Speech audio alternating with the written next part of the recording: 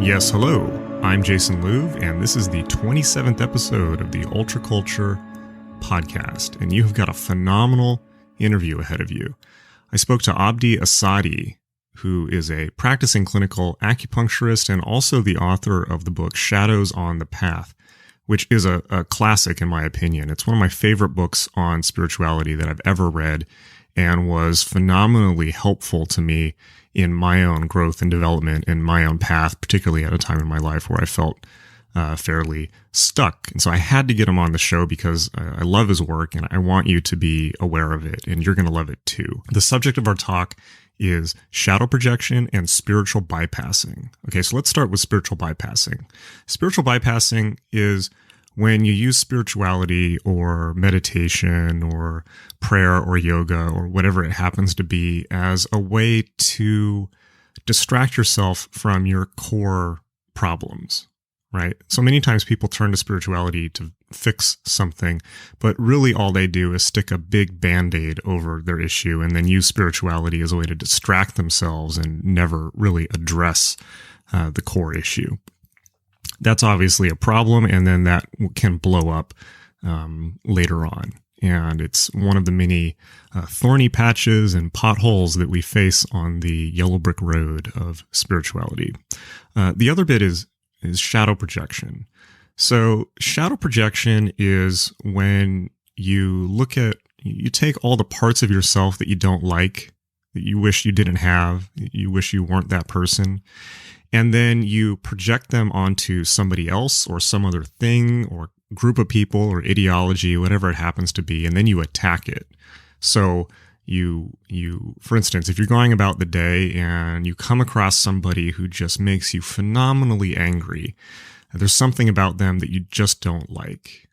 Sometimes that can be shadow projection. Now, not always. Many times in life, there are really, really legitimate reasons to be angry and legitimate reasons to be angry about things. So spirituality can sometimes be too emasculating in that sense, something that I'm not all about. But a lot of times also, we can be running into shadow projection. So the shadow projection just simply goes like this. You see what you don't like about yourself in the world, and then you attack it, thinking that you can somehow get rid of that part of yourself by projecting it onto something else. It's often leads to scapegoating. It's the same mechanism. And of course, I don't need to tell you that we can easily go back through history and find many, many examples of this happening. It seems to be something that human beings just do. And the scary thing about shadow projection also is that people usually aren't aware of it. It's not like they're aware that they're projecting the parts of themselves they don't like. That's why they see it in the outside world and think that it's external and something that's attacking them. This is one of the most dangerous parts of the human psyche.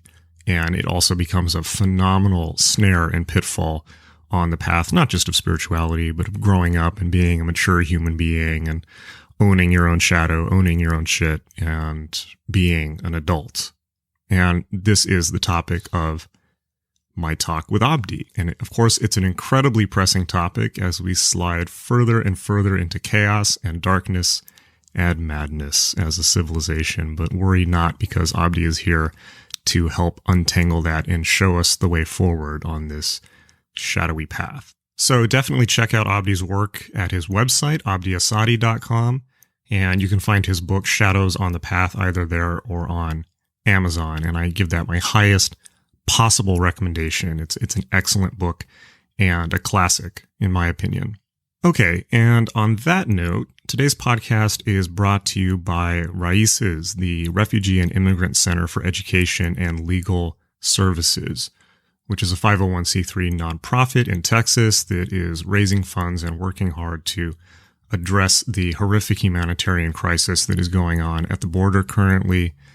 I'm sure you don't need me to tell you. I hope that you're aware. It's been huge news. The ongoing separation of immigrant children from their parents at the border, the housing of these children in what amount to concentration camps, which are now throughout the U.S., where they've been denied human contact.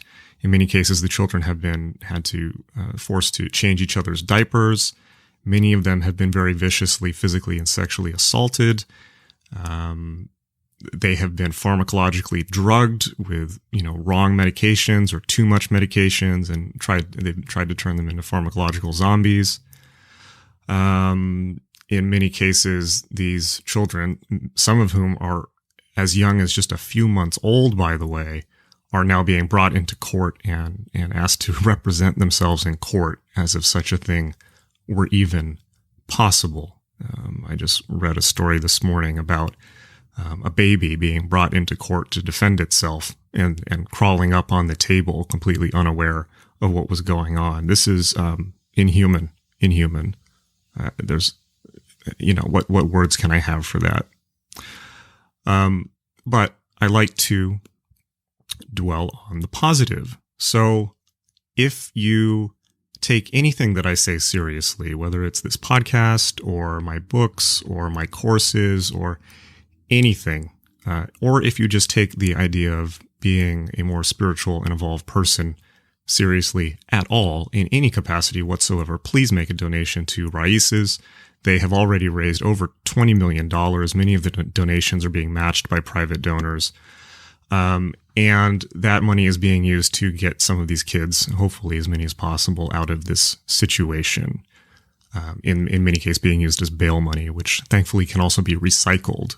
So that's really good. Now, you might be asking, is Raíces legitimate? This is, of course, an important question. It's the first question that I ask when I'm looking at charitable causes and things like that. I have to direct you to just Google. There was an article on Slate.com where Slate looked at Raíces with that question and came to the conclusion that even though they're a new charity, they can scale up very quickly and that it's legit and it's a worthy cause.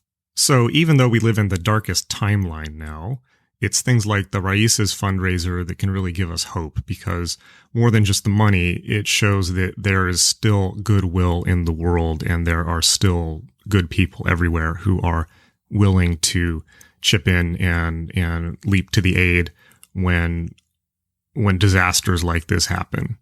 Just absolute cataclysms of the human soul.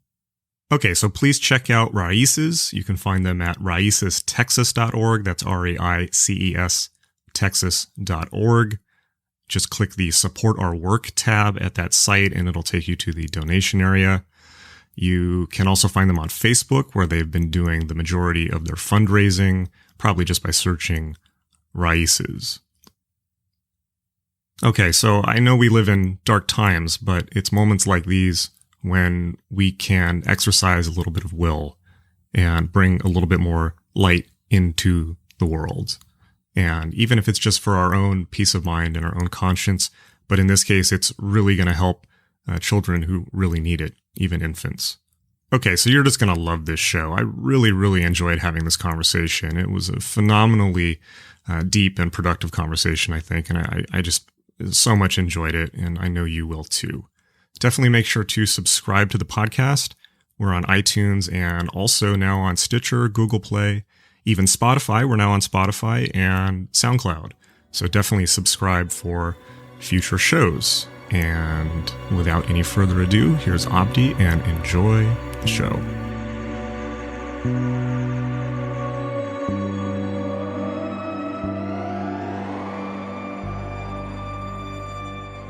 So thank you so much for being on the podcast. I really, really enjoyed your book, Shadows on the Path, maybe about 6 or 7 years ago at this point, and it was had a really big impact on me. And it was, I came across it when I think 2 separate women in my life recommended that I read it, and that's usually a good sign. You should probably. You can always trust the women. They're so much more dialed in than we are. Yes, definitely. So I definitely wanted to welcome you on, and maybe we should just start off with maybe if you wanted to introduce yourself and talk a little bit about your work and what you do, and the book and all of that. My name is Abdi. I've been an acupuncturist and a therapist for 33 years working in New York City. I want to thank you for getting the work. A lot of people don't get the work that I do because they go on a spiritual path without really realizing what got them on the path, which in most cases is some unresolved emotional issues. So it was very thrilling for me to hear you get it, because a lot of people don't get it. So we go into these aspects of very real, but unconsciously undealt with the emotional issues around all the stuff that you teach and you talk about. So for me, it was really lovely to see someone who gets how the shadow has to be respected on the path. So yeah. Thank you. Well, let's talk about that. I mean, so, I don't want to, well, the core of your book is essentially you talk about how people do what you just said. They get into spirituality, whatever spiritual path that is. And I think now we have the phrase spiritual bypassing people bring up a lot, and they look to spirituality to fix themselves somehow. But usually what ends up happening is they just patch something over and leave it unexamined, and then it kind of erupts later in perhaps a monstrous form. And maybe we should just get straight into talking about that and what you've observed and your take on that. What led you to write a book about that? Well, for me, myself, on my own spiritual path, I had awakenings at a very young age. I come from a family who innately was psychic, for lack of a better word. Intuitive, I guess, is the correct PC word these days. My mother was like that. I had very intense Kundalini experiences as a young kid in my teen years and later on in my 20s. And lo and behold, I thought I was awake, enlightened. I was like, great, everything's sorted out. And I got bit slapped a lot in my 20s and 30s and realized there's a little bit more to it than what we realize. And my experience as a seeker from my early teens and as a guy who was raised in India and, spiritual communities, and then coming to the States at 15, 16, I was sort of flabbergasted at how people don't really realize how these unconscious energies can creep up on you. And a lot of what we come across in the quote unquote New Age movement are aspects of the unconscious that hasn't been dealt with. So what we call PMS, power, money, sex, that comes up in the communities and spiritual. Okay. Yeah. That's the stuff that always caught me off guard, and I was always surprised how people don't see it. So the idea behind the book was that, just to warn people or forewarn people that as important as spiritual path is, we have to understand what are we bypassing. So I love what you said about spiritual bypass. It's a very profound thing, but it's very much not dealt with. So all this stuff about manifestation and connecting with guides and angels, those are very real things, but we have to understand why we're seeking it. And that's something that I don't really see, especially in our Western world. Right. Well, I've known so many people, and there are such clear examples to point to of whether it's gurus like perhaps Adida or Chogyam Trungpa, or and these, of course, the more crazy wisdom gurus, Andrew Cohen, perhaps. I'll say it. Yes. I don't want to say too much about that, but there are so many examples that we've seen of people going off the rails, and I like your phrase PMS, but using, they get some type of spiritual insight, they start to collect attention, and then particularly if their own needs have been unmet, then they now use that just like people would use anything else, power, status, something like that, to fulfill those unmet needs. Yes. Well, Chogyam is a great example, someone who definitely I learned a lot from. And he actually talked about spiritual materialism, but when you look at his crazy wisdom, it's very hard to differentiate where is the crazy and where is the wisdom.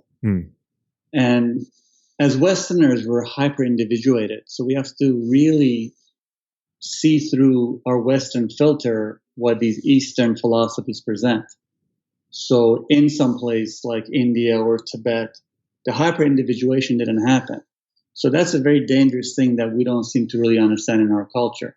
And when you say hyper-individuation, you mean, so I make sure I understand, you mean kind of the Western emphasis on the individual and gaining power and fame and status and money, or not even just that, but just being self-actualized, which is a pretty Western concept. Beautiful, yes. And the emphasis there is on self. So I'm a big fan of self-actualization. So people like Maslow, these are amazing people, but they had a concept of how you got to give up the self. In our culture, we tend to take spirituality as a way of actually amping up the self as opposed to softening the ego walls. We actually use it as a way of strengthening the ego walls. And that's a very dangerous thing. So, for me, as someone who was on a, let's say, shamanic path for a long time, it would blow my mind how people use things like ayahuasca or mushrooms as a way to fortify their ego, as opposed to soften it. So all of these things that are on vogue right now are not really being used the way they were designed to use, because these were designed to use in cultures that weren't so hyper individuated. So, all the stuff like Instagram and Facebook, we actually put out the false self and fortify it as opposed to break it down. Interesting. I mean, I know it's so fascinating to watch, particularly now as there's suddenly so much more mainstream interest on spirituality and magic and esoteric spirituality, which just as an aside, I think is the conclusion that I came to. The reason why it's become so popular is because everything else is falling apart. If you look at what happened after the fall of the USSR, spirituality and psychic things and psychism and magic became incredibly popular among the generation that went through that and the people that grew up in it. And it seems to be that when things fall apart, people reach for spirituality for a deeper sense of stability and meaning and something they can turn to protect them. That is when they're living through chaos, which seems to be what's happening in America right now. That's just an aside, but whether that's the reason or not, we're seeing an incredible surge of interest in esoteric spirituality and the things you opened up talking about. And with that, it's becoming almost toxic with the Instagram and, the obsession with building a personal brand and manifesting this, that, or the other. And, I try to do everything I can to get away from it. But that said, we also live, the opposite approach where people try to completely renounce the world or their ego doesn't seem to. That also seems to be incompatible with Western culture. So we're kind of in a double bind. I mean, I've gone through periods in my life where I've become, particularly my mid-20s, I would say, when I tried to be completely, almost just erase myself and just not even, have no ego, have no material desires or ambitions. And I think that was probably about from the age of 23 to 28 or so, around the time my Saturn return kicked in. And that was also not productive or healthy. And I was not making progress in actually stabilizing myself in the world or having healthy boundaries, things like that. So that's a tricky one. And we've now seen a couple generations of wreckage and failed models of whether it's Eastern gurus coming to the West to teach. And, I think the fact that this Osho, I don't know if you saw this Osho documentary that was just on Netflix. It's genius. It's very, very genius. I mean, there's a shadow right there. What you're saying is so potent. It's actually not an aside. That is the point, right? It's not an aside. I love what you're saying. It's actually, that is the point. We need both. It's not about surrendering the ego. The ego is like a skin. You don't want to get to a point where it's just a callus because you can't feel anything. And you don't want it to disappear to the point where your guts are hanging outside. It's about finding that middle path. So again, as Westerners, we're caught in this bind, as you say beautifully, between giving up the ego, which is not a realistic thing. You can't give up the ego. It's a matter of just being aware. How much of ego do you need, which is what you need in this realm, but you don't work on fortifying it. So going back, for example, to the shamanic experience, it's mind-blowing to me as someone who's been on that path for 30-some years, both Native American as opposed to as well as Peruvian, of how people will actually come out of those things with a fortified ego. It's mind-blowing to me. I mean, these pastors scare the bejesus out of you. People come in and say, I have these great experiences. There's spiritual bypass right there. So we have to really view this from the Western eye. how do you keep the ego, which you need, but not be run by it? But also, as you know from your own experience, you can't decimate it because then you'll be schizophrenic. No, it's like walking around in the world without any skin, which when I was living in New York at the time, you had to try that, trying to have a career in New York City. Are you a New York City person? Are you a New York City well, I live in Los Angeles now, but I spent about almost a decade in New York, and yeah, you cannot function without an ego in New York. It's like trying to walk into one of my friends once described New York to me as like a shark feeding frenzy, and it made me think of, sharks can't ever stop swimming because they breathe through their gills. And if a shark ever stops swimming, it'll start to sink, and all the other sharks around it will immediately pounce on it and start eating it. It's like, that's a great description of New York. It is, and it's gotten so much more intense. Right, I've lived here for 41 years. I mean, I live half the time in New York City, and I live upstate half the time, and it's amazing. I used to feel New York City about 70, 80 miles out when I would drive in for my stint in New York City, and now I literally feel it 100 miles out, 110 miles out. The amount of anxiety, the amount of confusion, the amount of aggression is so profound, which is kind of really mind-blowing. And I feel this is everywhere, right? Between the environmental changes and the aggression that's going on. Because, again, bringing it back to that main point, we have lost our center. So it's going on. So, again, talking about the shadow, I'm upstate New York, and everyone's pro-Trump, and they have the same language of what they're just regurgitating of what they heard on the news. And I go to New York City and I feel and I hear exactly the 180 degrees different viewpoint, but it's the same words. They're regurgitating what they heard on the news. Oh, that's so crazy. That's shadow projection. That's shadow projection for you right there. So people aren't really owning their shadow, and they're projecting it. So I feel like it might be useful actually to maybe we can just clearly define shadow and shadow projection.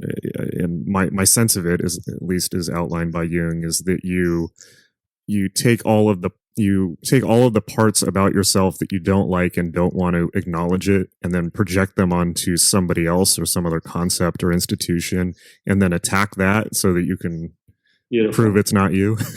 Beautiful. That's perfect. That's exactly it. So the dark shadow is that.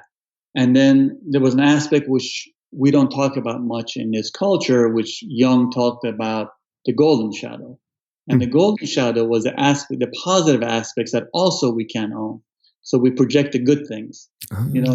Trump is going to save me. He's amazing. He is Christ incarnate. Obama is going to save me. He's amazing, handsome guy. He's going to save me. We're not owning either one. We're not owning the dark shadow nor the golden shadow. And that's where we're at right now culturally. And again, it's amazing. This is not an intellectual concept. No matter how smart you are, how wise you are, we have to realize we're all playing for the same team. So, reading your books and your writings, which is so beautiful about the angelic kingdom, we all play for the same team. So we have to come to a point where we have to own our own shadows. And again, what I was telling you earlier, for me, the experience is so mind-blowing of lovely people upstate New York, where I'm now, who see Trump as the savior and Obama as a devil incarnate. And I go to New York City and it's the exact same conversation in reverse. And I can't get a word in edgewise of like, wait a minute, like, what about these aspects? What about these aspects of the shadow? We can't see it. And that's where shadows actually get us in trouble. So the gift of these times, which is a recurring part of history, is to actually own these aspects in our own selves. I don't really see anyone owning that. So if you're super right wing, which part of you is carrying the super left? And if you're super left, which part of you is carrying the super right? We haven't really been educated in that. And this hyper individuation is part of the problem, because we're very much stuck in that viewpoint. So we have to really learn to, again, it's so much of what you write about is about we all play for the same team. And that part is very tricky to hold in our culture at this time. And America especially, I mean, we're a young culture. We're only a couple of 100 years old. We haven't really learned how to do that. Well, it's crazy also to think about really, and one of the things that I've realized over time is that one of the reasons why, it's easy to say, well, people need to own their shadow, but I think one of the reasons why people don't do that, or they aren't introspective, or they don't want to, let's say, wake up, for instance, is it's scary and it's disturbing and it's can be humiliating in a way. Yeah. And one of the things, the thing that is crazy making to think about also is this mechanism, the shadow projection. If you sit down and think about that, you have to acknowledge all the times that you've done that in your own life, and how when you mess things, when things have gone wrong in your life, when you mess things up, it's generally speaking, that tends to be self-generated. And then the other thing is that it's that mechanism that's caused every war and death camp in history, which is like some other group of people or some other person did it. And this is it comes out of the realm of psychological language really quickly when you realize that this is the first stage in the psychological process that leads to the justification of killing or maiming other beings or hurting them in some way, other human beings. That's so well said. And again, it goes back to our culture being a young culture, and we haven't really dealt with our shadow culturally here. So all the issues that we have going on here, whether it's the sexism, the misogyny, the racism, we haven't dealt with it. When I wrote Shadows on a Path, it was translated into German, so I actually spent some time in Germany traveling around and, just presenting the book, and it was mind-blowing. Like every town, every city that I went to, there was some monument, there was some road sign, a sign for a church of where this was a place where we took people, whether they were gay or gypsies or Jews, and sent them to the camps. There was a dealing with the shadow. We haven't done that in this culture. We're still not dealing with the fact of slavery. We're still not dealing with the fact of people who have a different sexual persuasion than us. There's so much unconsciousness, especially in our culture, and that really leads to fascism. Fascism is when we're looking for the big daddy to take care of the stuff that we haven't dealt with. Yeah, it's so crazy to watch right now. Also, with the the right going crazy about identity politics and projecting everything onto social justice warriors, and with the whole Jordan Peterson thing of postmodern neo-Marxists are out ruining everything, and then on the left people are saying, well, it's Trump and the conservatives and racist, homophobic, sexist, transphobic, backwards, bigoted white men and that type of thing, and everyone's at each other's throat. And it started out it started out a couple of years ago as, this just seems to be a new chapter in the culture wars, but I don't see a way out of it right now. I think it's getting more and more intensified. Well, because no one wants to own their shadow. And as we know from history, this will get a lot darker before it gets lighter. But this is a part of what needs to happen for healing. And again, for me, it's mind-blowing. It's not left versus right. Although people really are digging their heels in, we need to really understand that it's all of us. We're all a part of this, and no one wants to own that piece. So to me, that's the frustrating thing. But it's also, I totally understand how it needs to get darker before it gets lighter, but we are all a part of that. We can decide how dark it gets. As a guy who was raised as a young kid in Africa and Asia, and I've seen civil wars, that's a real thing. Shadow projection is a very real thing, and it can be very, very frightening. I mean, I've seen people machete each other in Nigeria during the Civil War in Biafra. It can go literally from like, we're friends to we're not talking the same language to I will kill you because I cannot own that. I'm not saying this to be scary, but we need to be very cognizant of not owning our own shadow has very discrete consequences. So you love Trump, you hate Trump. It's not about Trump. What aspect of us is that? The thing that really disturbs me, again, is like being upstate, having the same conversation as I do in New York City. It's the same conversation. People are projecting the same thing. The big daddy, he's horrible. The big daddy, he's awesome. What aspect of us are we not owning? That's where the hyper situation really gets us into trouble. And, the spiritual movement is no different than this new agey stuff, is to me as frightening, if not more frightening. The whole manifestation thing, Why is it more frightening? I'm curious. It's more frightening because there's a level of awareness that people have. They think, well, I'm being spiritual. I'm actually having this awareness.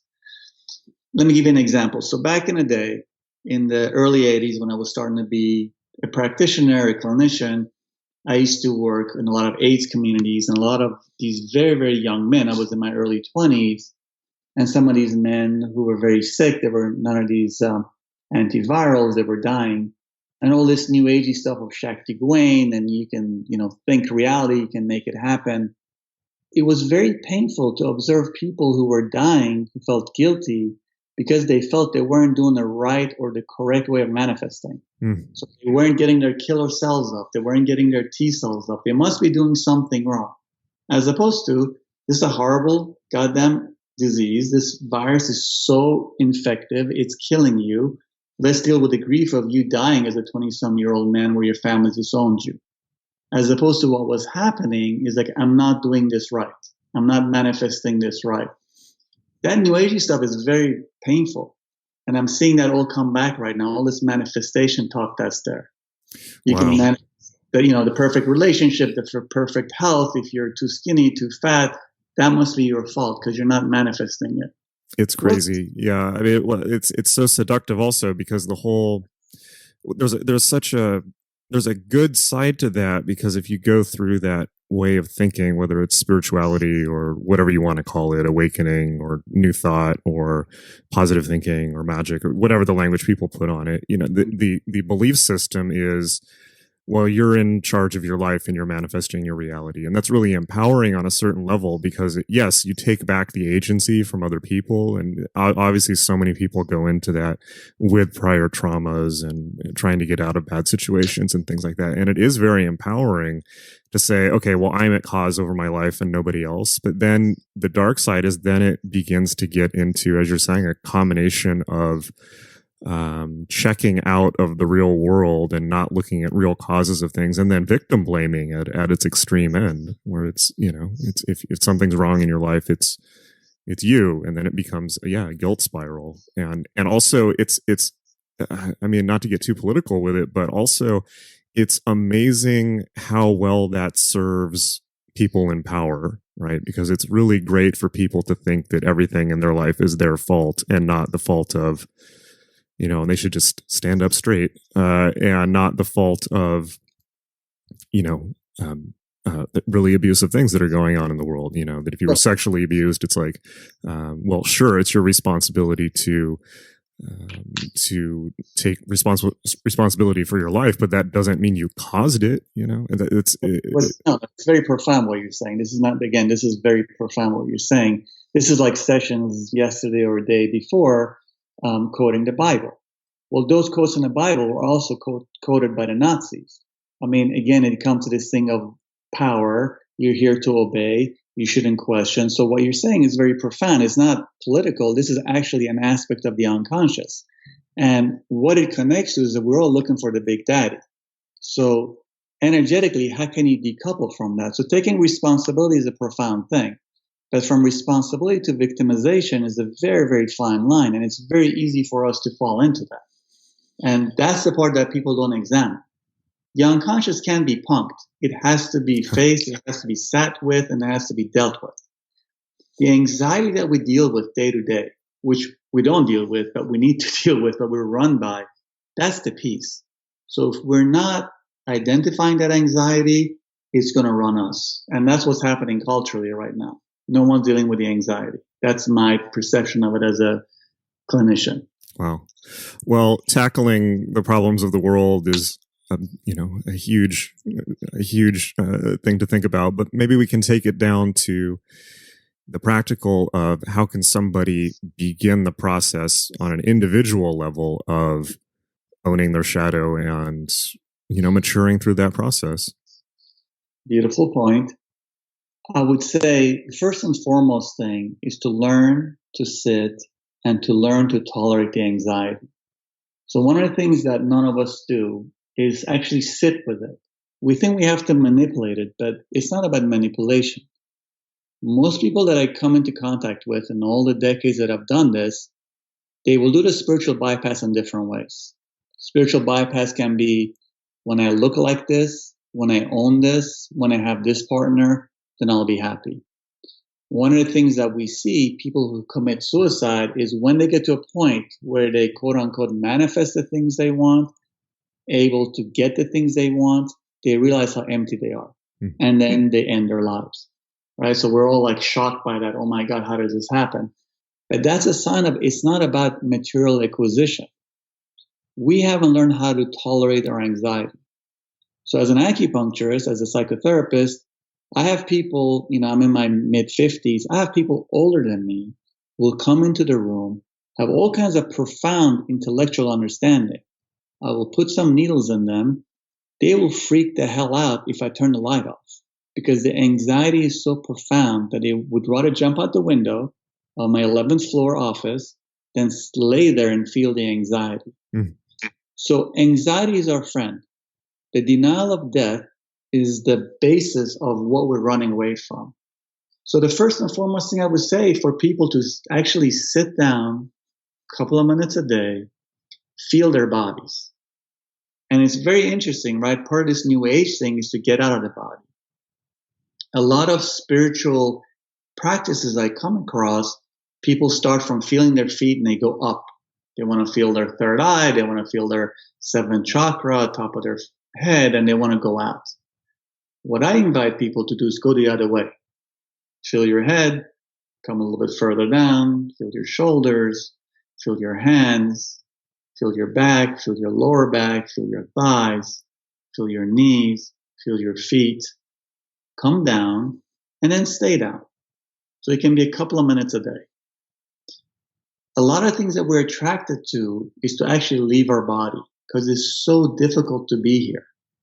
And the advent of all these electronic equipment has fortified the ways we can check out of the body. So as someone who has a body practice, be it martial arts, being yoga, it's amazing to me. No one's in their body. No one. Right? So I walk down New York City all day long, people looking at their phones. I look at them, they're in their head. We're not here. So the basic spiritual practice is to learn how to be here. How do you learn how to be here? Ground yourself in your physical structure, which is your body. Lovely words, very hard to do. What do you think of Vipassana? Have you ever done that practice? I have done it. I have done it for decades. I'm a big fan of it. So I get a lot of hell for this. I'm not judging TM.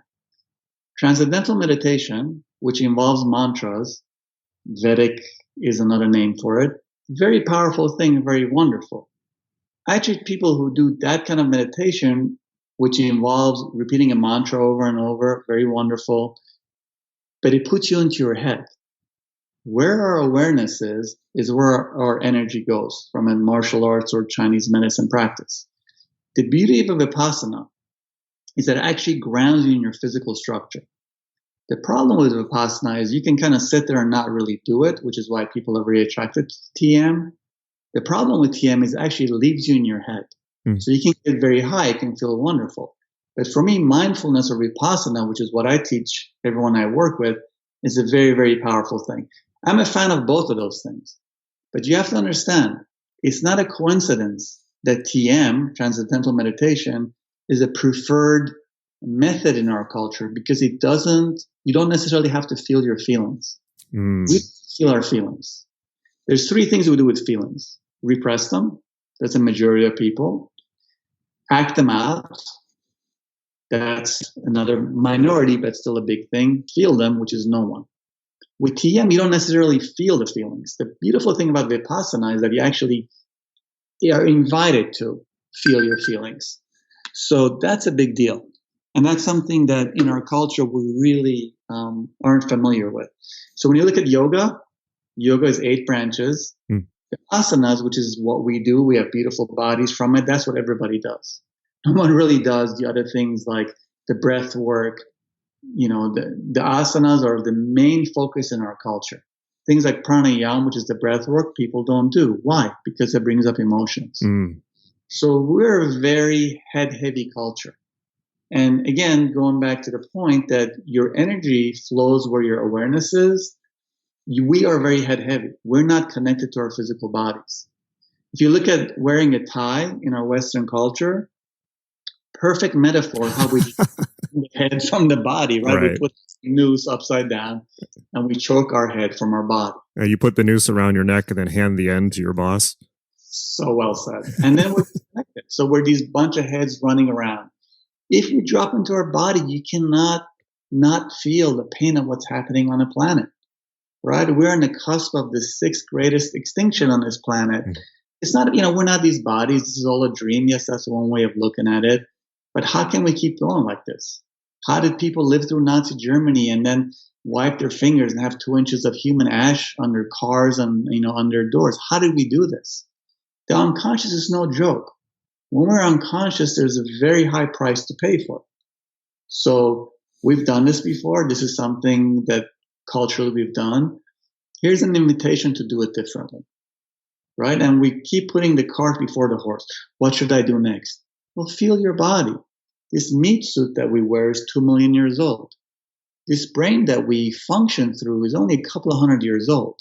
What would you go with in a case of an emergency? Would you go with 2 million years old or 200 years old? Right. Well, everyone goes with 200 years old, which leads us where we are right now. Amazing. I had an incredible experience about a year ago doing Vipassana for the first time out in the desert in Joshua Tree near here. And yeah, for those who don't know, Vipassana, I guess, is just the very basic Buddhist practice. But really what it is, outside of labels or religious terms or anything like that, is you go out and retreat in complete silence and sit and just feel your body for about 10 days without speaking. And you kind of move your awareness up and down the body without reacting to it and without attempting to, just observing the feelings and being okay, as you say, with anxiety without trying to attach or run from it. And I have to say, the first day was okay, but around the time of day 3, it was like Hellraiser in there. It was like a Thai prison or something like that. People were crying. It was hard to hold it together. People left, even though they tell you not to do that. But by the end, it was, man, you get it by the end. And it was. There's Johnny, there's Jack Nicholson with the axe running through the door. Like that is the unconscious. Right? So much of our movies are so beautifully aspects of the unconscious. That the Here's Johnny part where Jack Nicholson is breaking through the door with the axe, that's the unconscious coming in for the reckoning. And that's something that we have to learn how to tolerate. And when we don't tolerate that, we act it out culturally and against other cultures. So when you look at what's happening in our culture, whether it's someone of a different sexual persuasion, whether it's someone of a different color, whether it's someone who is trying to get into this country and comes from a different place, that's where the unconscious goes. Shadow projection is no joke. The millions and millions of people that have been murdered throughout history has been shadow projection. Vipassana, mindfulness, was Buddha's way of offering a different way. Buddha was a scientist, right? I'm not a religious person. I'm certainly a spiritual person. Buddha was a scientist. His offering was that, sit with this, see how this reflects to you, offers you a different way of being in the world. We as Christians in this culture, we look at Jesus Christ. What is a historical figure or is a metaphor or is an archetypical energy? No argument with you. But he said, turn the other cheek. And hundreds of millions of people have been killed by a guy who said, turn the other cheek. How does this work for us? So when Sessions gets up there and talks about children being separated from their parents, it's a week, it's 2 weeks, it's 3 weeks old, and he quotes the Bible, how does that work with the Christian ideology, which again was like, love one another? I mean, that was a radical revolutionary thing. When this cat comes down and says, love one another, that was a divine feminine. So what's happening culturally now, we're going from a patriarchal energy, male or female, to a divine feminine mother energy, which is a divine feminine being working in. That's an archetypical landscape right now. Do we go to the separation or we go towards a union? To go towards a union, we have to offer up the negative aspects of the unconscious. Well, I came to the big kind of takeaways I had after coming out of the Vipassana experience. I had maybe three. I mean, one was getting so clearly how, let's say, 98, 99% of spiritual practice is just mental phantasms and people trying to live in a cartoon, a living cartoon reality and a story of telling themselves a story of their awakening or something that's happening to them or them gaining in some type of status, spiritual status, whatever it is, goodness, whatever abstract concept. The other one was really profound, which is just the body is the unconscious. We talk about the unconscious mind like it's some hidden part of the mind. It's like, no, it's the body. The body is the unconscious. It's the unacknowledged part of the mind. And then the third realization I had was that if you let the body, as you were saying, if you let the body sit with anxiety and if you just let your body feel the things you're not trying not to feel, the body will process them on its own given time. It's something that I think sensory deprivation tanks are good for too. And I did multiple years of Reichian therapy as well. But for me, Vipassana was the most profound in the sense of realizing it's just sit with the feeling, let yourself feel the anxiety or the depression or the whatever, the sorrow, the grief, the loss of other people, the loss of the self, and just feel the sensation in your body for as long as you need to, but don't try to change it. Don't try to attach to it or push it away. And eventually the body will process it on its own. And like the final image I walked away with was that we're in us, that's spiritual maturity, being able to sit with your own self-generated feelings instead of project them onto somebody else. And that's toilet training, right? That's maturity, because now you're a toilet trained adult. You can sit with your own negativity and process it without pushing it onto other people. And I realize we live in a world where no one's toilet trained. This is the whole point of the Buddha. It's not spirituality. It's not religion. It's just like, learn how to use the toilet, for God's sake. I love what you're saying, Jason. This is so beautiful. This is so, so beautiful.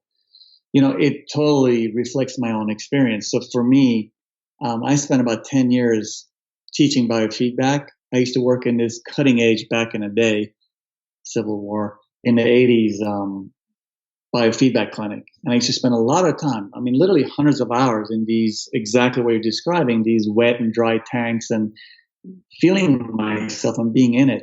The amount of terror was so profound. We don't want to do that.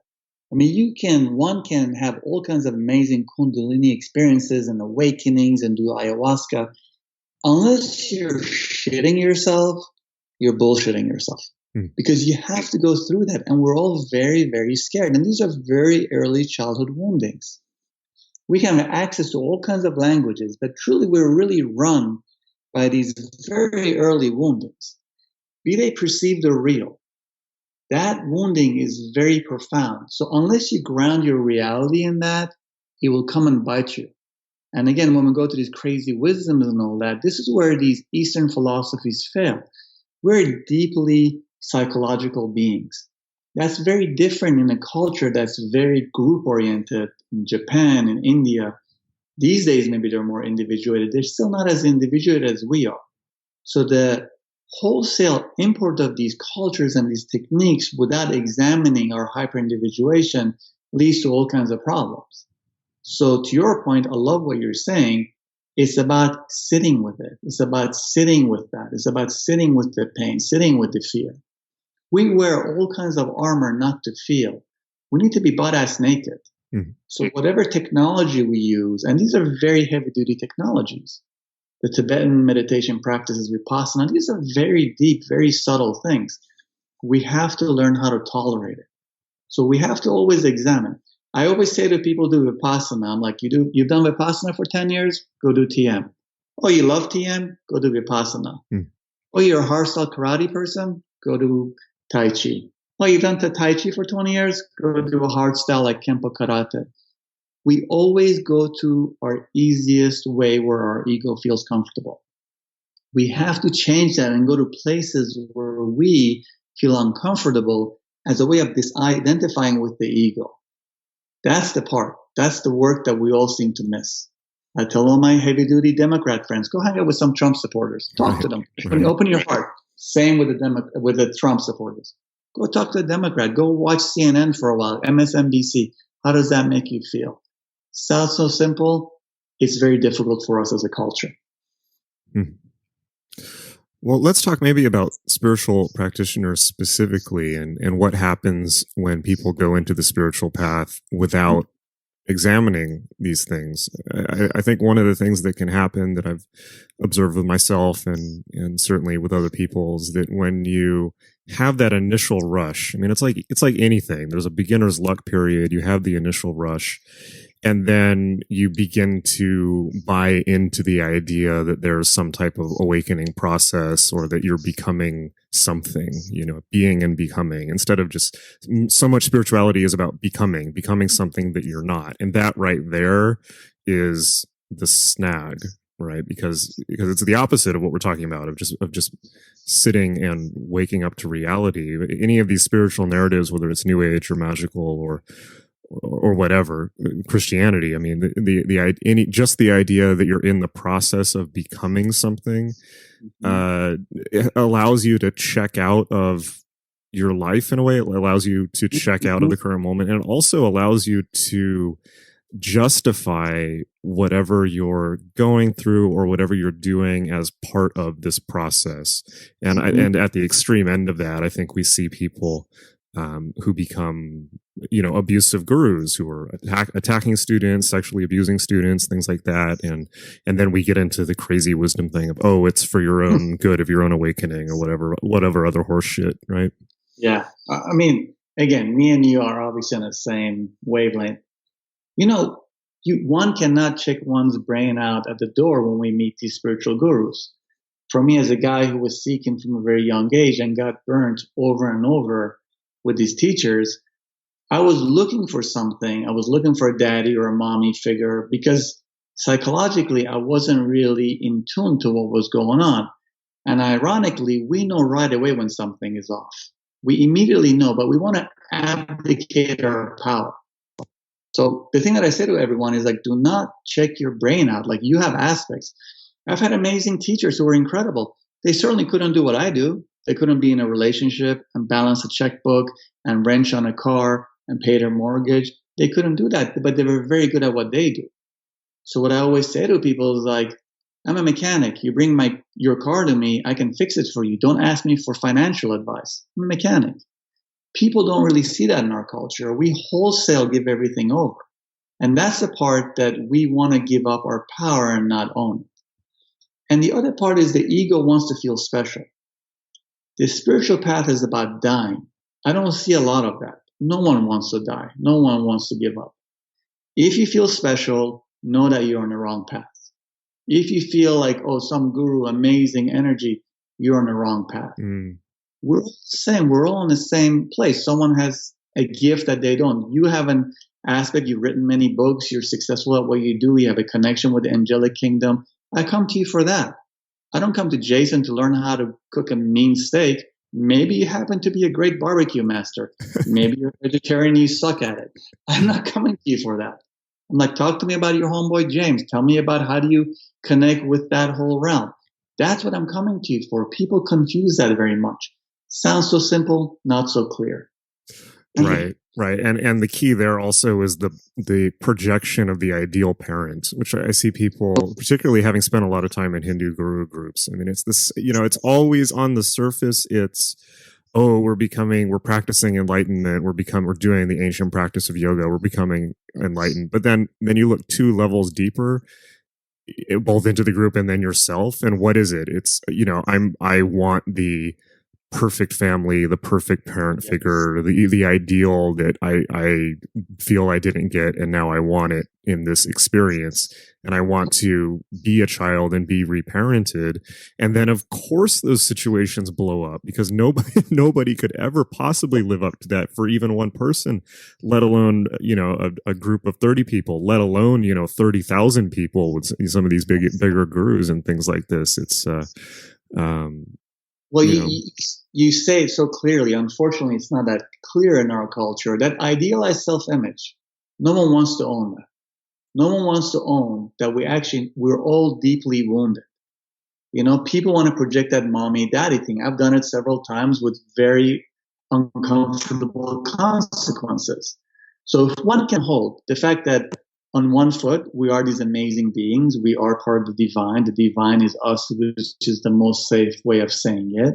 The second I say I'm God, dangerous ego. When I say God is me, divine is me, very safe. Mm-hmm.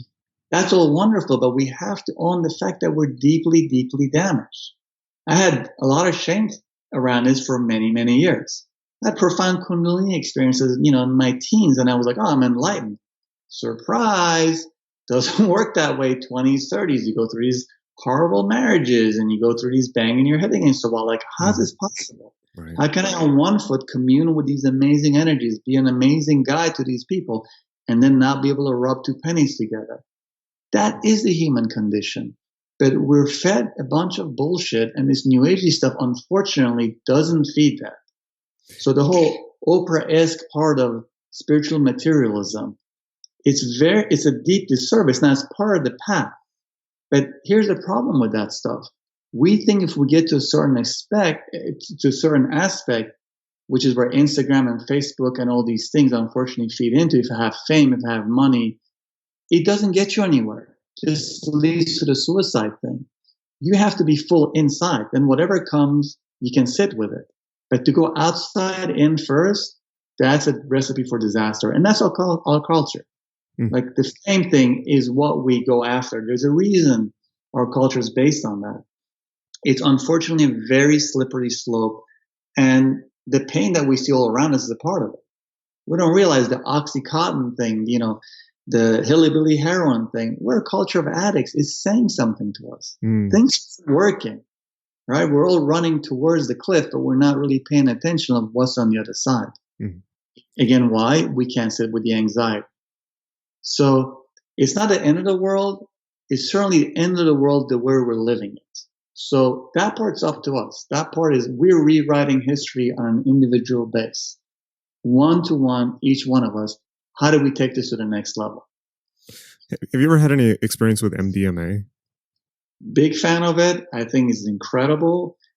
I work with a lot of wounded veterans. I work with a lot of sexual abuse people. Myself, I was sexually abused. MDMA done with a therapeutic environment with a conscious person is profound, profound stuff.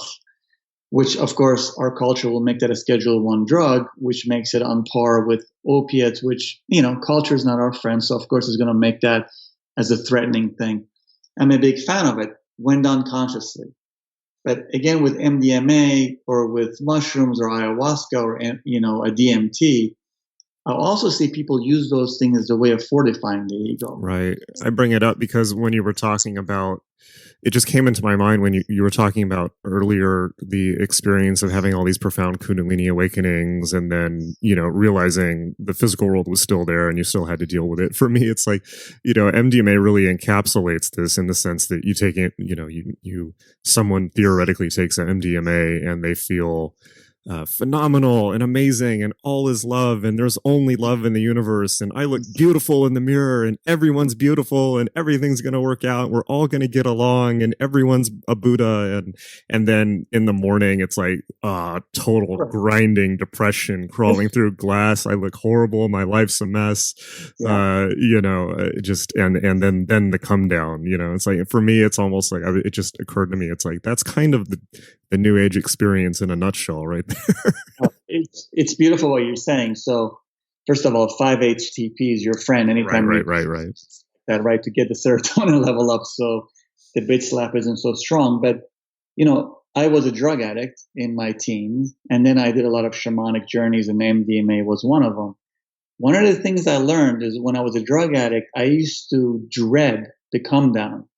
When I entered into that relationship on a spiritual path, the come down was where I was learning. The highs were like, no, this is interesting. No, this is not what I'm learning. I need to really pay attention to when I want to jump off a bridge. That's where the wounded child is.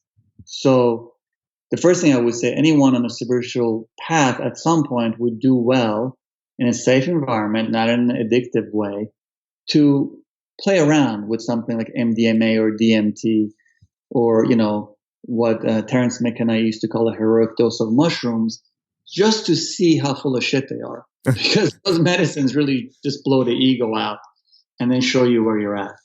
But that's one side of it. The other side of it is calm down that you're talking about. We're all trying to repress that calm down. That calm down is pretty much where we are functioning all the time. So the 3 cups up in the morning of coffee is not to feel that. The cigarettes, not to feel that. Shopping on eBay, not to feel that. Amazon, your best friend, not to feel that. Alexa, Siri's your friend, not to deal with that. That's where the work is. The work is to actually go to that part, obviously not in a way that you're going to damage yourself, but see how desperate you are. We're all desperate on that level. We all want to be loved. We all feel like a piece of shit. That's how this culture sells us stuff. The selling us stuff is the part of ourselves that doesn't feel worthy. To bypass that is where the danger comes in. That's where consumerism will eat you alive. That's where this culture will eat you alive. So it's not to throw the baby out with bathwater. We're here to experience things. By all means, experience things. But understand that's not going to fill you. What's going to fill you? Learning how to be in peace. The one thing I've learned of studying all these different paths, be they Japanese, Tibetan, Indian, we don't want to wake up. Why don't we want to wake up? Because waking up means finally feeling like you're going to have to die. For it to be reborn, you have to die. These sound like paradoxes. They're not contradictions. They're paradoxes. Easier said, hard to do. And yet, the veil is so thin right now that is accessible to everyone. So what you described about your experience in Joshua Tree, anyone can sit right now as they're listening to this, turn this off, feel their bodies, feel the part of them that wants to jump them and do 9 million different things, and just sit there. Just sit there and feel it. Learn to tolerate the anxiety. That's the path. It's very simple. No guru needed, no book needed, no teacher needed. It means giving up the shtick. And giving up the shtick is a very difficult thing because we spend lifetime seeking. So giving up the seeking, when you spend a gazillion years seeking, that's a tall order. To realize you are that you seek. So Ramana Maharshi, one of my homeboys, used to always say, be as you are. You are that you seek. Be as you are. What the hell does that mean? What does that mean I don't have to seek? How does that even possible? Very difficult for a culture that's based on consumption. I have to seek this thing, I have to find it. Be as you are is like a revolutionary statement. It means I'm bad right now. Learn how to tolerate it. That's very foreign to us in this culture. That's based on, it's all outside of me. Relationship, house, home, motorcycle, car, clothes, whatever it is. Right. I think that's why grounding it in the body is so important, because I didn't really get this when I was just reading Ramana Maharshi or non-dual things, where it's like, if it just becomes another concept, it just becomes more ideas to cling to. But once it's grounded in the body, it's very different. But then the other thing that at least for me, was really critical was realizing the voice in your head is not you. It's so deep. It sounds so simple, but that is such a deep thing, right? I had a beautiful Zen teacher back in the day, and he used to always say, you are the thing between the thoughts. You are the thing between the thoughts. The gap between the thoughts, that blank space is who you are. It used to make my hair stand on end, but I didn't understand it as a 20-some-year-old. And it's exactly what you're saying. And we can all nod our head with the beautiful thing you just said, but boy, it takes tremendous courage to just identify with that thought of that voice. So when Ramana says, be as you are, when Nisargadatta Maharaj says, I am that, that's what it is. And we want to be like, oh my God, this is some amazing Indian guru. How could I possibly be worthy of that knowledge? This is you right now. You're looking at your cat, that's you right now. You're looking out the window, that's you right now. We have those moments all the time. But because they're so ordinary, we're looking for some extraordinary thing. And that's why things like Kundalini, these amazing things, entities, representing themselves and angels talking to you, that's still distraction. All those things right. But those are still not real in that the whole thing is a dream. It's another level of Maya. It's just the part that looks like virtual reality, Yeah. Well, and I love what you're saying. So virtual reality, I love that. That's what's going on down here, in here, whatever you want to say. It is a virtual reality. My own understanding for a long time was, as someone who lived in India and, really followed that path, was like, oh, you get to this place and then that's it. You arrive in this place and that's it. Where in fact, no, when you realize that's it, that's actually the beginning of how do you live with love and compassion, but disidentified. How do you live here fully, though? Not that this is the exit, this is actually the beginning. Because from that place, every day, someone cuts you off, you want to kill them, then you open your heart. Your partner's in a bitchy mood or angry, and then you open your heart. You'll fail 9 out of 10 times. 1 out of 10, you open up your heart. So that's the beginning. That's the beginning point, not the end point. One of the things that we're taught in the spiritual path is that, oh, you get there and that's it. It's actually not true.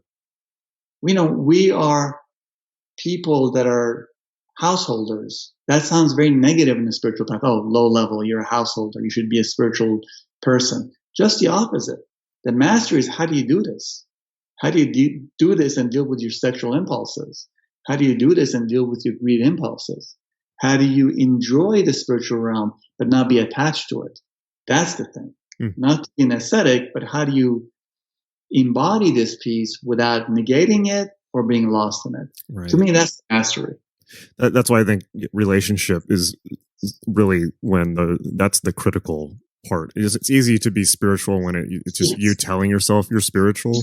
But, it's like the Ram Dass thing where he says, if you think you're enlightened, go home and spend a weekend with your family around the dinner table and see how that goes. To me, he is such a sweet, loving soul. I love Ram Dass because Ram Dass always made it real. That's a guy that, I met when I was like 18, 19. I had a profound out-of-body experience just being in his presence. And I realized he's so beautiful because it's all up front. That guy's not full of shit. He talks about his experience of, being pulled over by a cop on a Taconic and just looking at him and saying, oh, it's Vishnu. Look at this blue. I love this man. And the cop loves him. He talks about his hard-ons for beautiful young boys. I love that. That's real. He's not negating his humanity. He's actually bringing it on. He talks about, oh, people are taking pictures of me. Oh, what would Ram Dass do? I'm supposed to be a spiritual person right now. That's beautiful because that is a real man conversing with you on one level, his high level of consciousness, which is so gorgeous, and on one level being a man with a hard on for something attractive. Yeah, now you're my homeboy because now you're giving me a guideline. You give me permission to be human, right? Chogyam Trungpa rubbing in there and wearing these amazing, crazy ass fucking uniforms with all kinds of medals. And I'm a general now. I'm trying to teach you. I can identify with that. My ego loves that. It's confusing to me.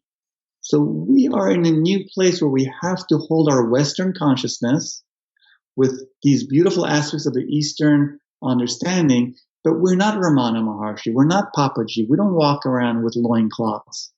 We have to bring these two together. And we have to start abdicating our power. We have to hold it. Not when we're full of it, not when we have certain gifts and certain aspects. Every human being, straight, gay, trans, female, male, in this energy right now has a gift for this planet waking up. Whether we have 100 more years, 10 more years, 10 more days, it doesn't matter. What's our gift? What are we bringing? We don't have to get up there and be on YouTube or be on Facebook and teach. We can just be in our neighborhood, or we need to be out there and all those things. What is your gift? Step up to it. It's not externally referent. It's internally referent. You can look for your IRS. You can work for, be a policeman or woman. It's not about that. Where are you internally referent? Where are you vibrating from that truth?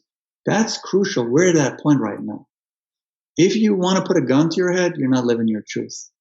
If you're living with joy, and it doesn't mean you have to run around butt naked smiling all the time, that is because you're living that truth. It has nothing to do with what's happening externally. Right. I mean, in the magical tradition, that's where we get into the concept of the true will. And for me, that's what it's all about. And the true will has to be refined, it seems, through lots of external disappointments. until you become internally referent and you realize what you're good for, and then you do it. But that's for me another level of spiritual maturity instead of participating in the cartoon version of spirituality of, oh, I'm becoming more holy, better, whatever, ascending some chain of levels or something like that. But it's interesting when you're talking about, so you're talking about Ram Dass and Trungpa, and like Ram Dass thinking about how Ram Dass would react to situations like that. And it makes me think of, well, hang on, let's take that a step back also, of just the idea that a quote unquote spiritual person is supposed to be somehow better, is supposed to be somehow beyond physical impulses, is supposed to be not have lust and greed and things like that. Well, hang on, where did that idea come from? Is that like a explicitly Christian thing? I mean, why is this even part of the I love spiritual conception? Well, I actually want to hear more about where you come from, the magic end, but let me just, this aspect is very important what you're saying. That's both Eastern as well as Christian, but it's also the Eastern cultures. So, the ascetic thing is a big deal. Like you shut that off. Well, it's not about shutting it off. You have to wrestle with it. The PMS stuff we talked about, power, money, sex, is because we're actually not honest with it. There's so much in our culture right now. Like you said it beautifully. Yes. Relationship of all kinds is where you learn where your rough spots are. But, are you supposed to be one person for the next 60 years and you're supposed to, only have sexual attraction for this person? These are like really important questions. Sometimes yes, sometimes no. Majority of people that I treat, gay or straight or trans, who are in the same relationship aren't having sex. But I also know people who have open relationship. That seems very difficult. That doesn't seem to work. We have to really grapple with these things. This is not an answer. There's no answer to it. But we certainly have to be in a question. What is the question? How do you work with this? It is difficult to have like 6 partners. I don't see that work, but I certainly don't see people just being one person work. How do we work with these things? At least start a dialogue with it, right? So it's Christian, but it's also the Eastern thing. But the Eastern thing also leads to all these negating the human body. There's a hatred of the human body. That part's very tricky. Yeah, and that's cross-cultural. Yeah, absolutely. And we hate all that stuff. And it's also the hatred of the divine feminine. And I don't see either side working. I don't see necessarily this Dionysian culture's work, although on some level it's more honest, but there's a narcissism there. And I certainly don't see the ascetic thing or this do the Christian, you got to be with the same person the rest of your life work, although some people are wired for it. As a guy who's been married a couple of times, that's definitely not something I was able to sort out. It takes a lot of work to do that. I do want to hear, Jason, your point about how magic, your path addresses this. I'm actually curious to hear that, if you can just enlighten me a second about that. Addresses which part? Well, the aspect of how do you deal with the human aspect? How do you deal with the cartoonish spirituality as opposed to true spirituality while making room for these human drives? Well, it's tricky because when we talk about magic, it's a huge blanket term, but I'll give you my perspective on it, which is magic, magic, particularly thelemic magic or magic, the path of magic is a real spiritual path, the real path of awakening.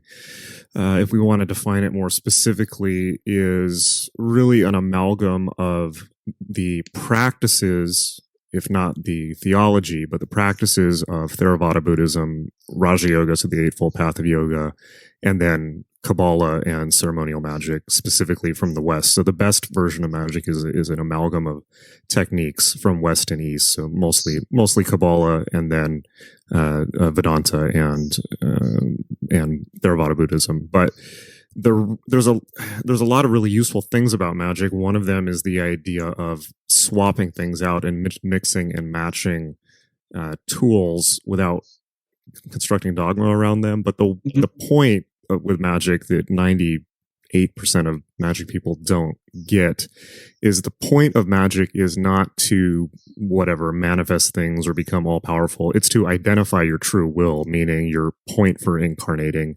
And that's done through and it's different for everybody, which is why there's so many practices.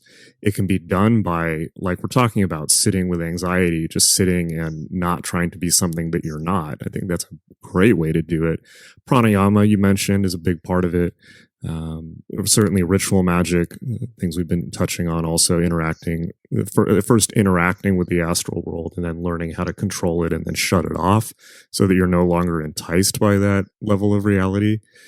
But the whole, if there's a dogma in magic, or I won't say dogma, but a most useful central concept, it's that idea of the true will. It's the idea that religion has to be internally sourced instead of an external dogma, that everyone's path through life is different.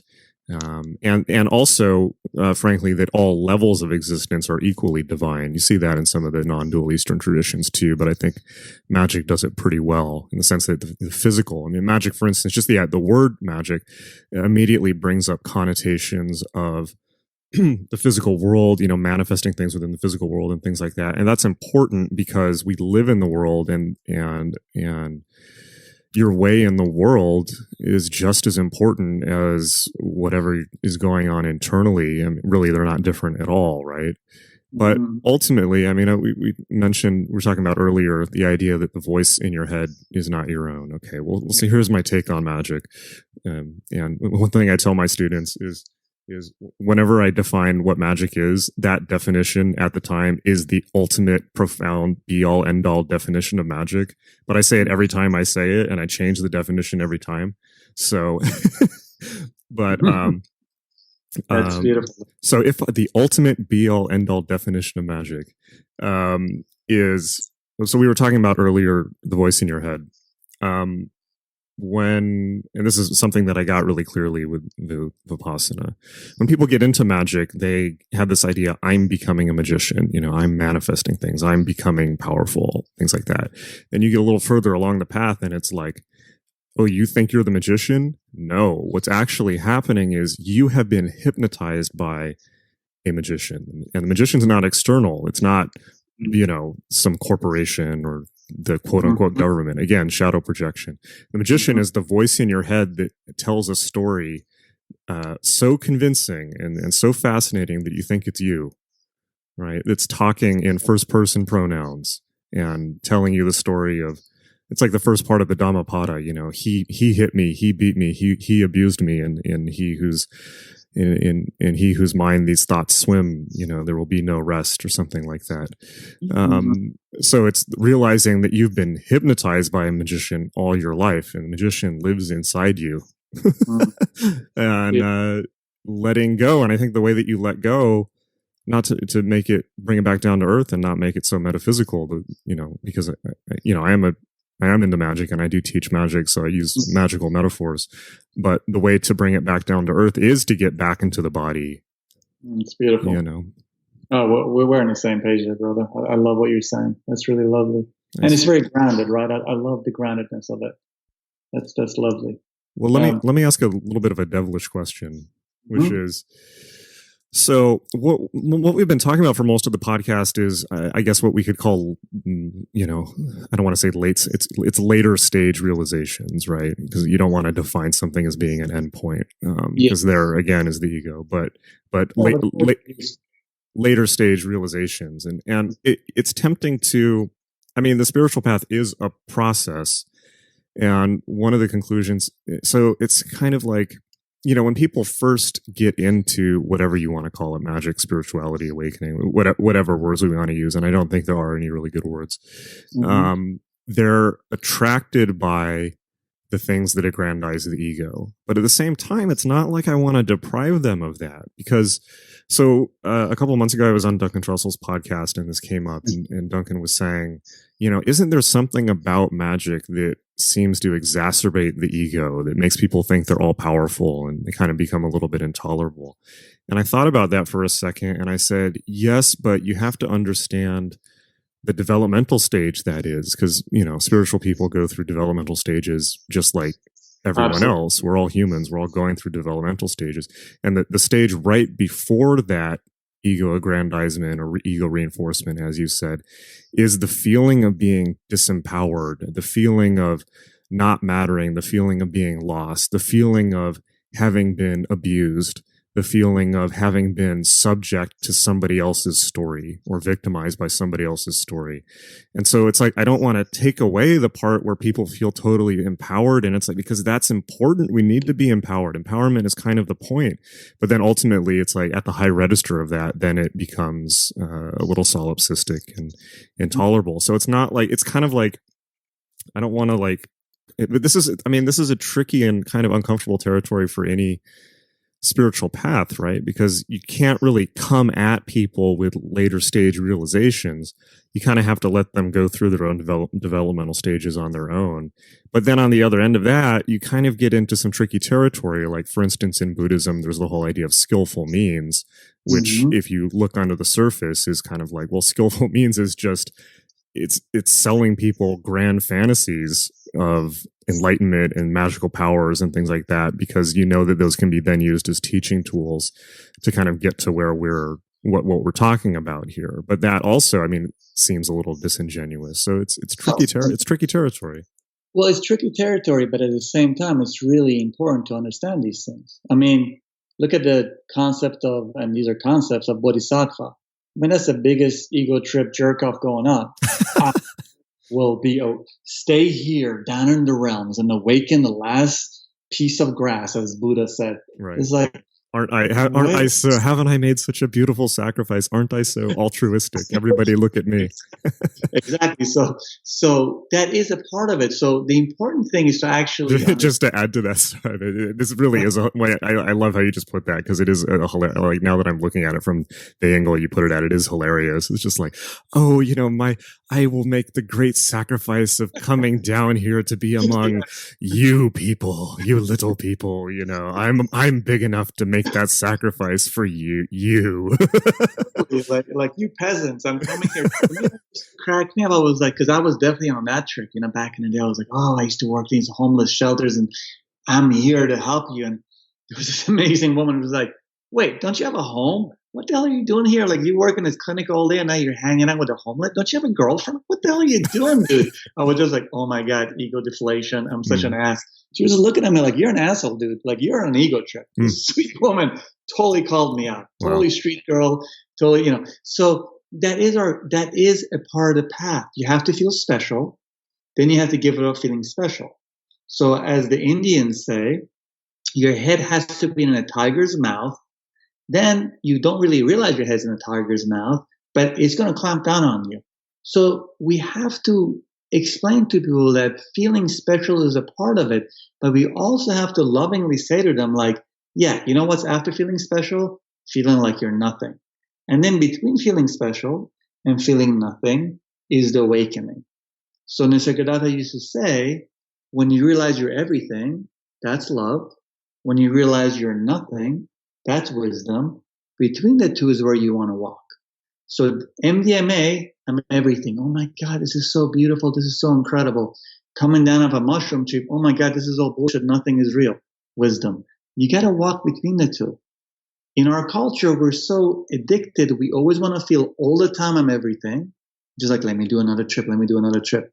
Or we're really connected to that nihilistic, well, this is all bullshit. None of it is real. Well, there's no compassion there. The middle of between these two is where we want to walk. That is a tall order, and it takes decades. It takes decades. That's another thing that's very misunderstood in our culture. The spiritual path is not a quick thing. You know, I'm like 56, 57, I don't remember now. I had my first awakening in my late teen years. I'm just cleaning my shit up to a certain extent where I can be trusted in my mid-50s.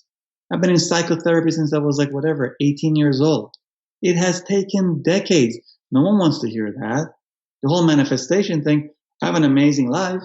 I've manifested amazing things. It wasn't what people told me it would be, that, you know, I can slowly think this and it can appear. By the time where I can manifest anything, I don't even care anymore. That's another thing that we're not explained. No one explains to us. That's not explained to us. The manifestation thing, these things are all real. By the time it becomes real, you actually don't care about it. Yes. If you know what I mean? If you care, like, you know, as a person who practices magic, yeah, this realm is all a dream. In a dream, you can do all kinds of cool things. If you're having a dream and you're attached to the cool things, it's not going to feed you. When they feed you, you don't care. No one talks about these things. Does it make you special? No. If you're a billionaire, are you special? By no means. Can you buy all kinds of cool things? Sure. Do you care? Not really. You have no money. You really think you want those things that the billionaire buys. You think it's going to make you happy. It only takes being a billionaire to realize it makes no difference. You're that much closer to fun off yourself unless you have some kind of internal referent center point. No one talks about these things. So the manifestation thing is really huge right now. Everyone's talking about that. As if when I have these things, I'm going to be whole. It has nothing to do with that. No one talks about these things. So be it on a spiritual path, no one talks about it, as you said beautifully 2 seconds ago. And what is on a material realm, no one talks about it. Now, do not leave any stones unturned while you're in this stream. By all means, if you think a 69 Chevelle SS with a 396 motor is going to give you a hard on, you're going to be really happy, go for it. Go for it so you realize it makes no difference. But don't leave here without it. Don't think if you have it, it makes a difference. We're stuck between these two. And unfortunately, culture really shoves that in our throat. We don't really realize this culture that's based on worship of outside things, worship of celebrity, worship of material things will only lead to one place, which is pain. That's not something we talk about. Right. So much of what spiritual stuff is based on is once you have these material things, then you'll be happy. It doesn't work that way. It really doesn't work that way. And yet no one talks about it. And the people that have aren't happy. Like it sounds so obvious. It might not sound so obvious. You know, I work in such a wide array of people. I can tell you from experience of 3 decades of doing this. I work on people who are homeless. I came from a place where I didn't have money. By all means, paying my rent, wonderful. Does it make me happier? No. I work on billionaires who are freaked out about money. I'm not saying that to be flippant. I'm saying that as a teaching tool to understand it's not about that. I treat artists who live on less than 30 grand a year in New York City and are whistling all day long. It's all about where you're at, not what you own. Sounds so flippant? It's not. No one examines this in our culture. Right. One thing that I saw recently is, you know, Jim Carrey, the actor, came out and he said, I'm probably going to get the quote wrong, but he said, you know, I hope that everyone in the world gets the experience of getting all the wealth and fame and power and everything they've ever dreamed of so they can realize that it's not the answer. I see it. And that dude's a heavy cat, right? So that dude, he's like Oprah's wet dream. Because I remember reading this story about him where he had written this check to himself for whatever millions of dollars and then it manifested. So someone will read that and be like, oh my God, I got to write that check. But for most people, they don't have the clarity to manifest that on that level. So manifestation thing is real. But that's like saying if you're 9 feet tall, you can play great basketball. But if you're 5 feet tall, you can do the same thing. No, you really can't. Like there's genetic, spiritual, specific things that can make you be able to do certain things. No one talks about that. No one talks about that. Some of us are more built in past lives, genetics, blah, blah, blah, to have certain experiences. It's sold as we can all do the same thing. It's not true. And then we feel like failures if we're not doing it. I might need to stop you for a second. There's some type of clicking on the line. I don't know if that's just the line or if there's there's something like it sounds like somebody like a lighter or something like that on your end. Mm-hmm.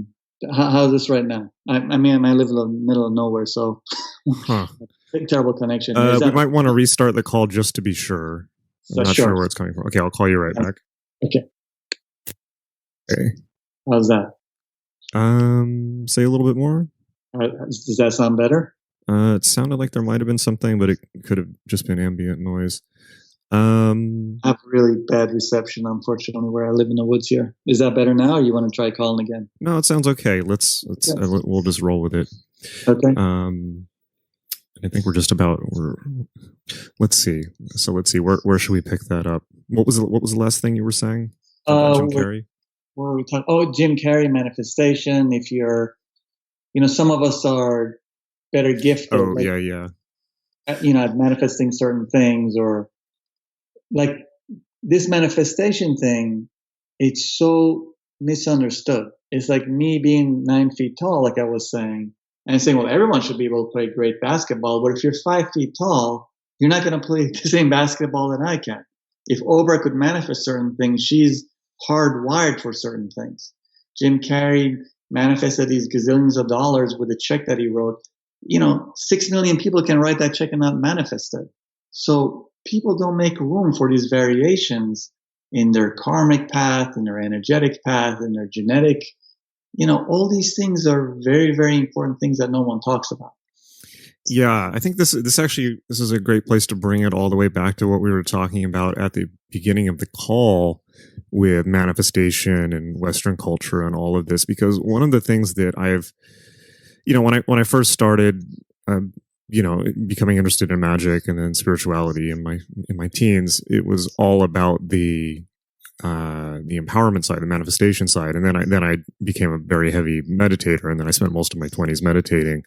But one of the things that I realized is that, let's say, if you go into magic with the same assumptions as Western materialism, which is what everybody's doing right now. And when I say magic, I don't just mean magic with a K. I mean, magic with a K is a very specific spiritual tradition that we've touched on a little bit. I want to separate out from as a specific thing, and I want to separate out from the, let's say, manifestation. So when I say manifestation, like some of the things we're talking about, like Oprah, Elizabeth Gilbert, that book, Mm-hmm. Big Magic, The Secret, things like this, or just the idea of going into magic to get things at all. It's not, what I realized is it's not different from materialism in the slightest. It's the same thought process. It's just applied to a more subtle level. So it's a more subtle and entrenched and therefore hard to deal with level of materialism. Trungpa's concept of spiritual materialism, it's like people play the material game in the acquisitional game in the spiritual realm. And that's the voice of the devil, that's like. Very much so. That's one of the biggest gifts Trungpa gave to us. The whole, spiritual materialism thing is really big, and it's so passed over in our culture, because so much of it now is about spiritual materialism, and people don't quite really appreciate that, what that word actually means and how it actually is such a part of our culture right now, part of our spiritual culture anyway. It's amazing talking about projection and shadow projection. It really is amazing how, I don't know, I feel Trump really is a massive projection and massive hallucination in a way. He really is like all of the parts of particularly that the left does not want to. Yeah. Now that we mentioned this idea of the golden shadow at the beginning, on the left, it's like all the parts of the left that they don't want to acknowledge, and all the parts on the right that they idolize, perhaps, Yes, and finer gradations thereof. But it's amazing that when the election happened, people were saying, how could this happen? Like, this is America. This is a total shock. But if you take two steps back, it's like, well, Trump kind of is America. He is like an almost cartoony, almost perfect representation of like the ideal composite American. I mean, when people in other cultures think about America, it's like, that's kind of what they're thinking about, like that type of attitude. Totally. Oh, no. Absolutely. That's our culture, for all the language that we use, American exceptionalism, we're here to do this. This is our culture from a Chinese medicine description. This is a wood culture, go and conquer. This is young culture that goes and goes. And we have to remember, we're only a couple of 100 years old. So that's our culture, regardless of where we stand as a community. It's about divide and conquer. Don't own anything. It's all other people. Number one wins. It's not a community-based culture. Again, what I was saying to you in the beginning of our discussion, you go to Germany, and every 2 feet, there is a monument to how the unconsciousness of the culture destroyed and killed millions of people. Are we dealing with that with slavery in this country? Still no. No, or the concentration camps now at the border, for these children. It's unbelievable. We have more people in jail in this country than any place in the world. Like, no one's talking about that. Do you know what I mean? In America, we do that, and most of them are people of color. Yeah. Or number of deaths, and people talk about, oh my God, the gun violence. Yeah, the gun violence in schools are horrible, but deeper than that is look at the number of suicides. It's like some thousand people. Majority of those gun violences are internal. Look at how many vets kill themselves. We wave flags all day long and tie yellow ribbons. all these vets that are coming back are homeless or like committing suicide. No one talks about that. Yeah. So there's so much of the shadow that's not owned. Or take a few steps back also and think about all of the, let's say, practically slaves in the developing world who are, just slaving away in sweatshops to make stuff for us to have 5 minutes of fleeting satisfaction when we order something off Amazon, or, people who are, making pornography or making video games or what, slaving away to create things to make us happy. I kind of feel like America is a spoiled child in a way. I mean, not all Americans, and there are incredibly impoverished parts of America. So I hesitate to use that as a blanket, but it's kind of like, it's like when there's like a 2-year-old and they're crying and you keep bringing them stuff and like rattling. It's like, oh, does how do you like this toy? Do you like this toy? Like, will this make you happy? And it's like, no, throw the toy away. It's like nonstop. Nothing will make the child happy. That's how we are, It's like, oh, like as you mentioned, like I got an Alexa. It's like, oh, it's the beautiful thing. And then 3 days later, it's like, I hate Alexa. She won't respond to what I'm asking her to do. And it's like, when it's that over and over and over and over and over again. You have to have compassion on the fact that we're a young culture, and that's a part of it. And we don't even need to go to what Amazon's bringing in. Look at Amazon. Look how people are treated there, or they don't have enough time to have bathroom breaks. I mean, it's like literally slave labor. Look at our prisons, where it's a phone call, where people can't afford to make a phone call, where people are working for like a couple of dollars a day. We are living that, and that's all of us. This is not some cute new agey thing. If someone is being paid $3 an hour in the prison system for owning a couple of joints and supporting the culture, that's all of us. We all suffer. That's the part that we don't appreciate. That's all of us. We can project all the shadows that we want on someone who's darker than us or lighter than us or has a different sexual organ. We all suffer. That's not some cute new agey thing. That's a very real thing. And that's why our culture is so sick. That's why the suicide rates are so high. That's why the addiction is so high. We are suffering on a very deep level, but we're not aware of it. Right. It's interesting. You mentioned a couple times also being in other parts of the world. And you mentioned earlier, people are constantly trying to fulfill their needs with addictions to material things or stuff or drugs or whatever it happens to be. And I was thinking at the time, prior to the last few generations and still in the rest of the world, the way that people fulfilled these needs was by having large extended families. Yes. And that is not usually the case in America. It's like, I think about people are very atomized. They stay in their house, they stay in their car. I mean, Los Angeles is a pretty extreme version of this, even more than New York, because in New York, people are kind of forced to be in contact with each other on the subway and in the street. In Los Angeles, you never have to interact with other human beings. And I think we've talked about very rich people also, it's like you can be a billionaire and get this gigantic mansion and everything you've ever dreamed of. And then you're sitting in it alone in the dark by yourself, afraid that people are going to come take your money and afraid that you can never trust anybody ever again because all they actually want is your money and they're probably just faking their feelings for you.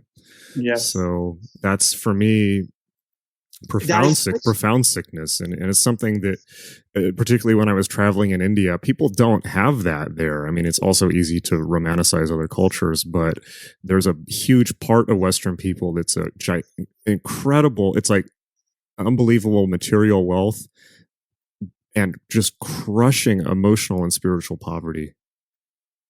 Well, I'm with you. I mean, the isolation thing is a big, big problem of our culture.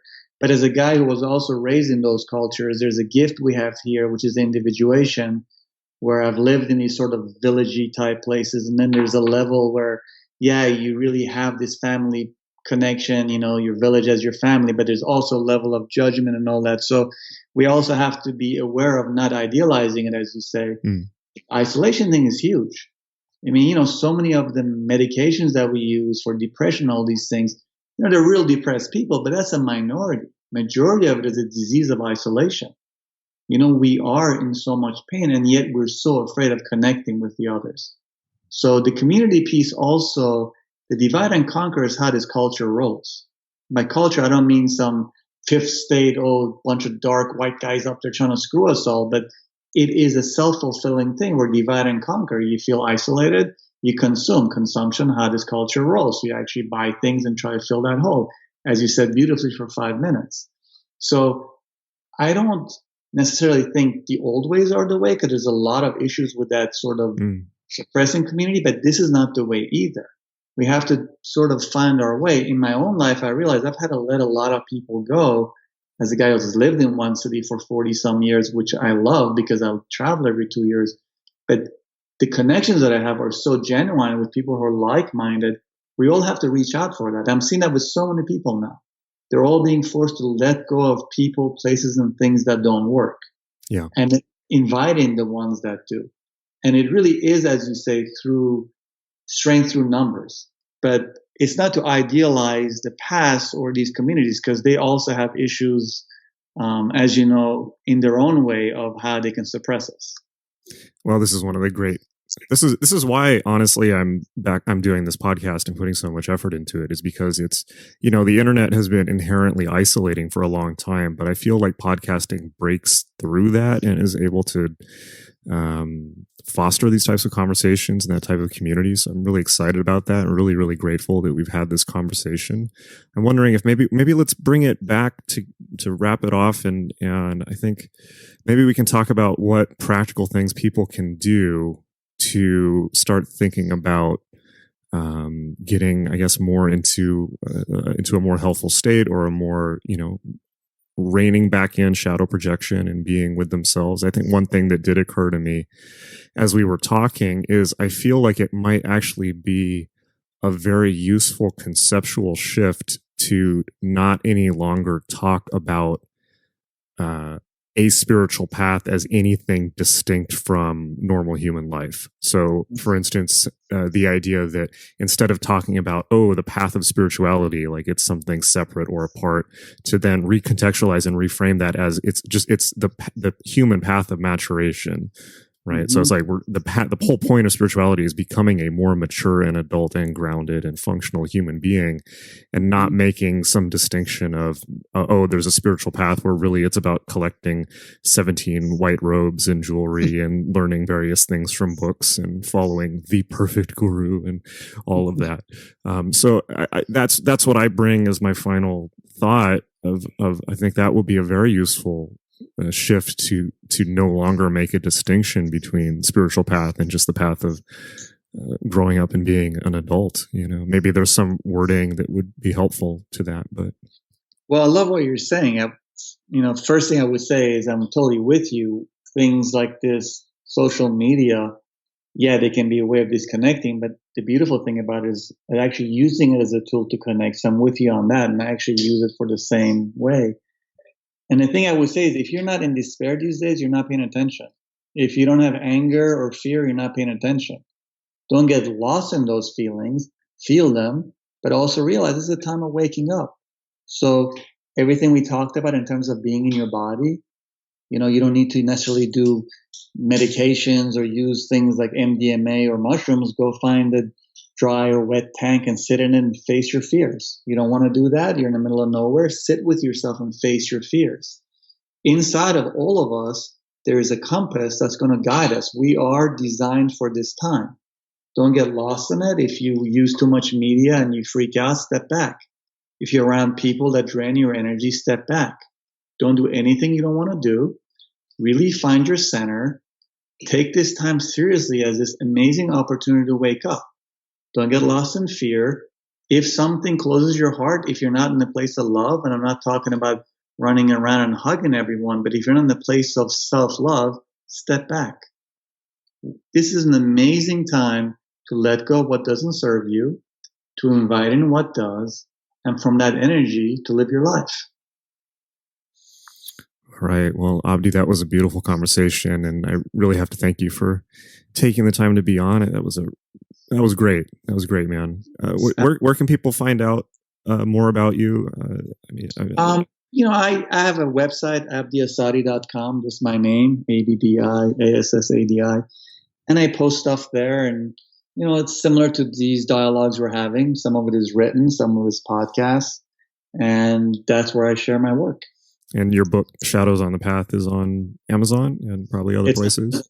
Shadows on a Path is on Amazon. You can find it there, both audio and the book. And, the thing I would say take away from today is sit with yourself and ground. There are a lot of like-minded others. I mean, it's so beautiful talking to you, and I'm so appreciative of you as someone who's on a path who actually honors the shadow. I feel like that's not done enough in our culture. So thank you for the work that you're doing, and thank you for this opportunity to share my truth with you. Oh, thank you. Well, I've trust me, I've seen my own shadow enough times to never forget that it's not there. Well, you're a rare soul, brother. It's not a pretty thing. It's not. If you keep an eye on it, it won't bite you in the ass. Biting you in the ass is where it's not pleasant. So good on you for keeping an eye on it. All right. Thanks so much for being on. Thanks, man. It was great to talk to you. Same here. All right. Send me lots of love. Bye-bye. Right. You too. Bye. Okay, so thank you for listening to the show. I hope you really enjoyed that. Please check out Raíces at raicestexas.org, RAICES, texas.org. Click the Support Our Work button, and definitely subscribe to the podcast on iTunes, Google Play, Stitcher, Spotify, or SoundCloud. And I will see you next week for another awesome conversation. Lots of love. I honor you. And until next time.